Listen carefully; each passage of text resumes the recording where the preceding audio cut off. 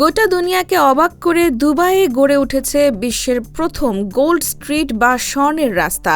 দুবাইয়ের gold district প্রকল্পের অংশ হিসেবে এই উচ্চাভিলাষী উদ্যোগের ঘোষণা দিয়েছে আবাসন নির্মাতা প্রতিষ্ঠান ইথরা দুবাই।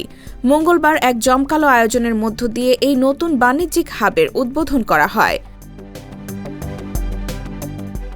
জানানো হয়েছে, এই গোল্ড স্ট্রিটটি মূলত স্বর্ণের বিভিন্ন উপাদানে নির্মিত হবে এবং এটি পুরো ডিস্ট্রিক্টের প্রধান আকর্ষণ হিসেবে কাজ করবে।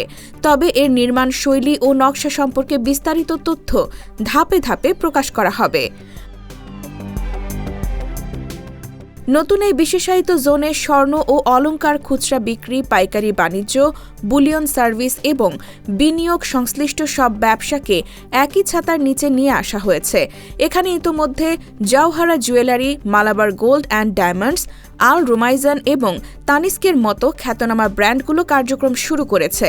এছাড়া আন্তর্জাতিক জুয়েলারি চেইন জয়া লুকাস এখানে তাদের মধ্যপ্রাচ্যের বৃহত্তম ফ্ল্যাগশিপ স্টোর খোলার পরিকল্পনা করছে।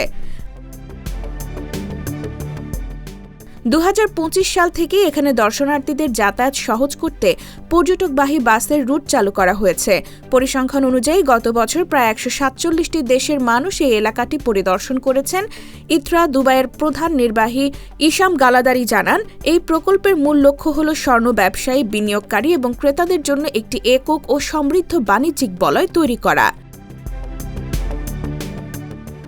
IBTV USA, new York.